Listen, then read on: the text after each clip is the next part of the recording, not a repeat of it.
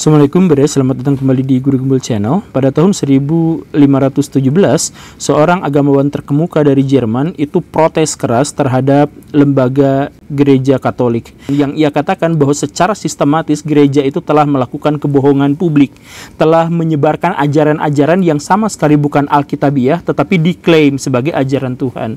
Nah, dia menempelkan 95 dalilnya itu dalam sebuah pintu katedral, dan itu kemudian segera meluas gara-gara munculnya mesin cetak pada waktu itu. Jadi mesin cetak itu pada akhirnya menerbitkan buku-buku, poster-poster, karya-karya para orang-orang Protestan yang menyebutkan bahwa selama ini gereja itu telah melakukan kebohongan, kedustaan demi mendapatkan keuntungan duniawi.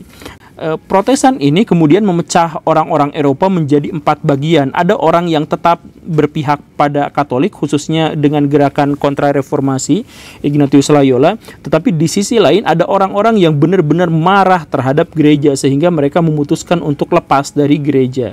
Nah, 4 kelompok yang dimaksud itu adalah, pertama, kelompok Kristen Ortodoks yang sebelumnya memang sudah ada, yang merupakan manifestasi dari gerakan-gerakan kekristenan yang bercampur dengan gagasan-gagasan Yunani. Kemudian yang kedua adalah Katolik, yang merupakan perwujudan dari gagasan Kristen yang bercampur dengan Romawi. Kemudian yang ketiga adalah Protestan atau Kristen, yang merupakan gagasan Kristen yang bercampur baur dengan pikiran orang-orang Jermanik. Dan yang keempat yang agak susah untuk dibahas itu adalah orang-orang Anglikan. Orang-orang Anglikan itu adalah yang ritusnya, pikirannya itu sama persis dengan orang Katolik Roma, tetapi mereka menolak Katolik Roma. Jadi mereka tuh disebut Protestan iya, disebut Katolik juga iya, campuran seperti itulah. Nah, pemisahan itu adalah pemisahan yang tidak terjadi secara sukarela, tapi melibatkan kematian atas jutaan orang Eropa pada waktu itu. Nah, salah satu yang menjadi korban dalam hal ini adalah Belanda.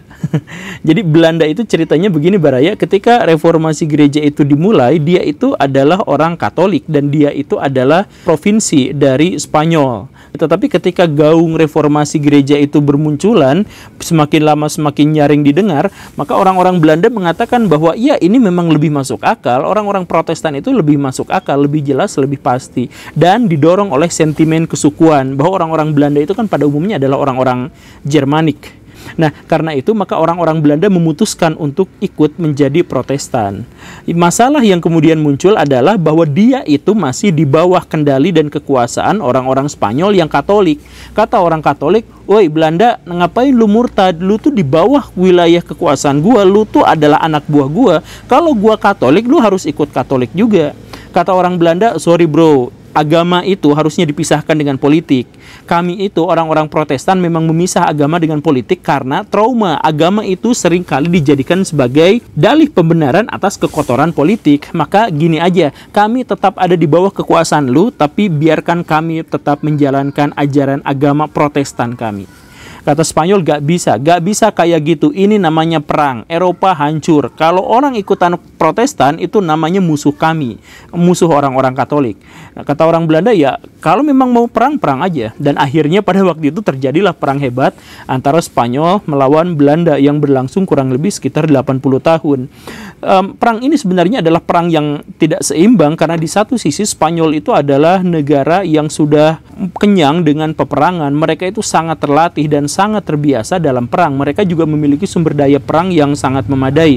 Sedangkan di sisi lain Belanda, negaranya kecil, wilayahnya kecil, penduduknya juga sangat sedikit, dan mereka adalah orang-orang yang sebelumnya menjadi bagian dari provinsi Spanyol, sehingga mereka sepenuhnya bisa dikenali oleh orang-orang Spanyol, baik kelebihannya maupun kekurangannya. Sehingga ketika perang itu terjadi hampir di seluruh front, orang-orang Belanda itu dikalahkan. Disinilah kemudian muncul orang-orang Freemason. Datang orang-orang Freemason itu ke orang-orang pemerintah Belanda. "Dak, sini dak. Lu lagi perang kan sama orang-orang Spanyol? Iya nih, gimana ya biar bisa menang perang? Kok susah banget sih ngalahin negara itu?"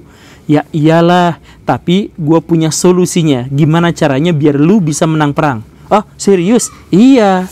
Solusinya adalah tring." Ternyata orang-orang Freemason itu mengajukan sebuah buku. Buku apa itu? Ica-Ica Paradise. Bukan, itu bukan buku Ica-Ica Paradise. Ini adalah buku yang ditulis oleh Van Lieshoten. Dia adalah orang Belanda, tetapi tahun 1511 dia ikut armada Portugis untuk datang ke wilayah di belakang India. Wilayah di belakang India itu ternyata adalah wilayah yang sangat luas, sangat kaya, sangat subur. Di sana banyak sekali sumber daya yang bisa kita eksploitasi untuk bisa mendapatkan uang dalam jumlah yang sangat besar. Dan uang itu bisa kita gunakan untuk mengalahkan Spanyol dalam perang. Wah, serius ada tuh di belakang India wilayah yang kayak gitu? Ada. Dan lebih hebatnya lagi, orang-orang di sana gampang dibohongin, gampang kemakan hoak. Kalau udah seperti itu, kita tinggal ngemodal sedikit, datang ke sana, kuras sumber dayanya, balik lagi ke Belanda, kemudian taklukkan Spanyol dengan uang yang sangat banyak. Kata si Belanda, aduh gak bisa gitu bro, masalahnya kita lagi perang. Kalau saya ngemodalin elu datang ke sana, ya nanti yang biaya buat perang di mana? Nah, Baraya bisa paham dilemanya pemerintah Belanda pada waktu itu ya. Tetapi hebatnya lagi adalah orang-orang Freemason itu punya opsi ketiga. Ya udah ginilah, Belanda, gua tau lah lu miskin, tapi gua kasih opsi ketiga. Gini ceritanya. Gue tetap bakal datang ke wilayah Nusantara, wilayah yang sangat kaya raya itu. Dan gue nggak minta modal sepeser pun dari elu. Tapi nanti beres dari Nusantara, gue bakal kasih duit banyak banget ke Belanda sebagai bagi hasil. Mau nggak? Loh, kok boleh gitu ya? Boleh. Asal lu kasih gue hak oktroy. Hak untuk cetak uang sendiri, hak untuk bikin tentara sendiri, hak bikin benteng sendiri, hak untuk membangun kerjasama dengan kerajaan-kerajaan yang lain, dan sebagainya. Pokoknya seluruh hak yang dimiliki oleh sebuah negara, kami juga harus memilikinya. Boleh gak seperti itu? Nah, si Belanda apa boleh buat menghadapi dilema yang parah tadi itu, akhirnya Belanda menerimanya. Maka didirikanlah VOC tahun 1602. Kepalanya, kantor kepalanya itu ada di Belanda yang namanya De Heren 17. Dan inilah yang kemudian dipakai terus-terusan oleh Pak Rangga Sasana yang mengatakan saya itu adalah ketuanya De Heren 17. Itu enggak, itu adalah organisasi VOC. Dan organisasi VOC itu di bawah naungan Freemason yang ada di Belanda. Ya begitulah kurang lebihnya ya. Nah, tetapi apapun itu, hebatnya, luar biasanya adalah seluruh perhitungan yang dibuat oleh orang-orang Freemason atas Nusantara, atas kekayaan alam, dan atas kemenangannya atas Spanyol itu akurat. Pada tahun 1648, pemerintah Belanda akhirnya berhasil mengalahkan Spanyol dengan kekayaan yang sangat luar biasa dari wilayah Nusantara yang merupakan bagi hasil antara VOC dengan kerajaan Belanda. Sayangnya, kesuksesan VOC ini pada akhirnya membuat orang-orang Belanda itu sangat ketergantungan secara ekonomi terhadap VOC. Mereka terlalu memanjakan dan sama sekali tidak memberikan kontrol terhadap apapun yang dilakukan VOC di tanah seberang. Nah, yang menjadi masalah adalah bahwa VOC pun di Nusantara itu tidak berhasil untuk mempertahankan kedisiplinan dan etos kerjanya. Mereka itu ada di Jawa khususnya, dan mereka melihat bagaimana orang-orang Jawa itu berkuasa. Santuy, nyantai, tetapi kaya raya. Kok bisa seperti ini? Dan orang-orang Jawa pada waktu itu tuh feodalnya itu udah ekstrim, udah level dewa banget. Jadi kalau misalkan ada seorang pejabat naik kuda, datang kocelek, inspeksi gitu. Terus ada lihat cewek cantik, dia cukup bilang bahwa ada kuda, bagus sekali, bawa. Gak peduli siapa pemiliknya, gak peduli si cewek itu udah nikah atau belum dan sebagainya, cukup bawa. Ya, seperti itu saja. Makanya orang-orang Jawa pada waktu itu punya tradisi memingit anak-anak perempuan itu gak boleh keluar rumah, atau sangat dibatasi kalau keluar rumah setelah mereka pubertas. Alasannya adalah kalau ketemu sama bangsawan, bawa.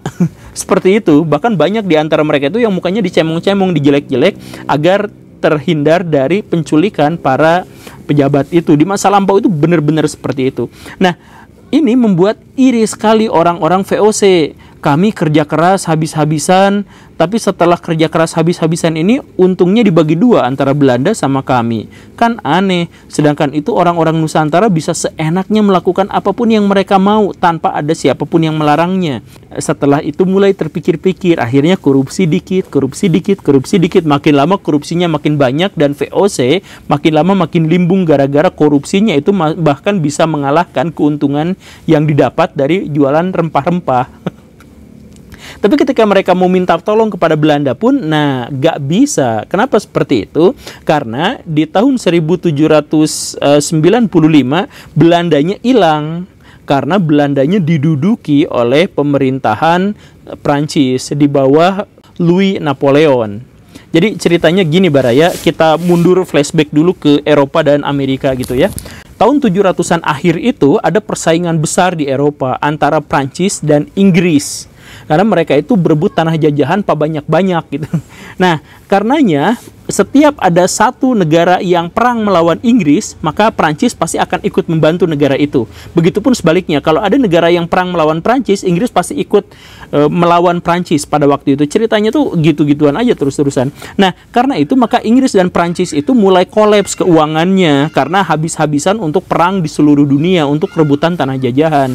Nah, karena membuat kolaps itu, maka orang-orang Inggris pada akhirnya menaikkan pajak di Amerika, koloni-koloni di Amerika Serikat. Orang-orang Amerika Serikat itu pada akhirnya protes. Loh, kami nggak ikut perang, tapi kami pajaknya malah dinaikin. Nggak setuju. Akhirnya orang-orang Amerika Serikat memberontak terhadap Inggris dan Prancis sampai rakyatnya memberontak. Karena pada waktu itu yang jadi masalah di Prancis itu bukan hanya krisis keuangannya, tetapi ketika ada krisis keuangan itu permaisuri Mary Antoinette, istrinya Louis ke-16, itu boros luar biasa. Papa pengen dibikinin istana baru. Papa pengen jalan-jalan keliling Eropa. Papa itu ada lukisan bagus di Bali pengen dibeli. Ya pokoknya mah pangeretan banget gitu si Mary Antoinette ini. Nah, jadi si rakyat Prancis itu jengah karena kami udah krisis ekonomi, pajak dinaikin terus, dan ternyata pajak dinaikin itu bukan buat apa-apa, tapi buat nyenengin permaisuri ini. Maka orang-orang Prancis kemudian memberontak, yang kemudian dikenal dengan istilah revolusi Prancis. Begitu kan? Nah, revolusi Prancis itu menyebabkan apa? Mary Antoinette dan suaminya dipenggal dalam mesin gilitin yang sangat terkenal itu. Nah, orang-orang di Eropa pada waktu itu menjadi panik, anjoy. Karena apa? Karena ternyata raja itu bisa digulingkan oleh rakyatnya. Dan mereka pikir kami juga kan sebenarnya jahat terhadap rakyat. Kami itu adalah pemerintahan yang totaliter, yang absolut. Kalau seandainya pemerintah diberontaki sama rakyat kayak gini, kayak di Prancis, gawat, matilah kami. Dan Prancis itu menginspirasi rakyat orang-orang Eropa untuk memberontak terhadap rajanya. Maka orang-orang di Eropa, raja-rajanya seluruhnya bersekutu dalam sebuah koalisi untuk datang ke Prancis, menghabisi Prancis, menggagalkan revolusi Prancis itu. Begitu. Nah, sialnya pada waktu itu, tepat di waktu yang bersamaan muncullah seorang yang sangat luar biasa, yang dianggap sebagai salah satu komandan perang terbaik dalam sejarah, Napoleon Bonaparte. Ketika negara-negara Eropa seluruhnya datang ke Prancis untuk mengepung dan menghancurkannya, Napoleon justru mengalahkan mereka semua dan ngejar-ngejar sampai ke negara-negaranya. Dan negara-negara itu pun semuanya ditaklukkan, termasuk dalam hal ini Belanda.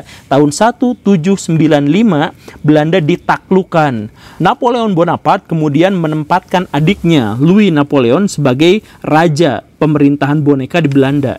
Maka sejak saat itu Belandanya punah, raja aslinya kabur ke Inggris, kemudian wilayahnya dikuasai sama Prancis. Dan orang-orang Prancis pada waktu itu berpikir ketika Belandanya dikuasai oleh kami, maka tanah jajahannya pun harus kami ambil. Maka dia nyari tanah jajahan Belanda di mana? Ada di Indonesia, hasil cokong-cokongan dengan VOC. Lihat VOC kondisinya seperti ini, kata Prancis, kata Napoleon, bubarkan itu. Mereka adalah orang-orang yang gak becus. Mereka orang-orang remason itu, orang-orang yang cuma cari duit, cari untung, cari cuan. Tetapi mereka tidak bisa menjalankan administrasi di pemerintahan tanah jajahan. Bubarkan itu. Maka penjajahan orang-orang Freemason yang berkuasa di Indonesia selama 200 tahun itu pun berakhir gara-gara Napoleon Bonaparte menguasai Belanda dan secara otomatis juga menguasai Nusantara atau sebagian Nusantara. Apa yang selanjutnya terjadi adalah Napoleon mengutus seorang Herman Willem Daendels ke Nusantara tahun 1808. Apa yang dia lakukan di sini? Untuk mengambil alih seluruh hak-hak dan aset-aset yang dimiliki oleh VOC dalam satu sisi, dan kemudian harus mempertahankan wilayah-wilayah itu dari kemungkinan serangan Inggris. Ketika dia datang ke Nusantara, dia menemukan ada banyak sekali kekacauan. Daendels itu, alam pikirannya itu adalah alam revolusi Prancis gitu. Jadi dia itu sebenarnya orang Belanda, tapi simpatisan dan fanatik banget sama revolusi Prancis. Dan dia sering mengatakan kepada orang-orang bahwa saya ini adalah Napoleon kecil. Saking seneng dan saking bangganya terhadap orang-orang Prancis, dan khususnya Napoleon Bonaparte. Nah, jadi ketika dia datang ke Indonesia, dia menemukan sesuatu yang sangat gak bikin dia nyaman. Feodalisme. Kami ingin demokrasi, tapi yang kami lihat adalah feodalisme ekstrim. Maka apa yang dilakukan sama Daendels? Ngajak rapat. Hei, tuan-tuan, kumpul-kumpul di sini semuanya. Para bupati-bupati kumpul di depan saya. Mulai dari sekarang, tuan-tuan ada di bawah kekuasaan pemerintahan kolonial Prancis. Saya adalah wakil dari pemerintah kolonial Prancis. Maka tuan-tuan di sini itu harus tunduk patuh kepada kami. Oke? Oke, karena orang-orang bupati pada waktu itu sudah terbiasa dikuasai, dalam tanda kutip ya, dikuasai oleh orang-orang VOC. Tetapi orang-orang VOC itu kan nggak, walaupun mengaku berkuasa, walaupun mengaku menjajah, mereka nggak ikut campur sama sekali terhadap urusan dalam negeri orang-orang di Nusantara. Jadi orang-orang VOC itu cuma ngambil duit, tapi urusan apapun nggak peduli gitu. Jadi ketika Daendels datang ke Nusantara, orang-orang bupati di Indonesia itu biasa-biasa aja, nggak takut ketika datang pergantian pemerintahan apalah. Toh ujungnya juga pasti gitu-gitu aja gitu ya. Tapi ternyata kenyataannya adalah sangat berbeda. Daendels mengatakan bahwa dia akan membawa demokratisasi di Indonesia. Tuan-tuan, mulai dari sekarang tuan-tuan tidak boleh ngambil upeti dari rakyat. Tuan, gak bisa seperti itu. Kami ini di sini adalah penguasa. Penguasa itu berhak secara tradisi untuk mengambil upeti dari rakyat. Kalau kami tidak mengambil upeti dari rakyat, di mana wibawa kami? Itu sudah tradisi.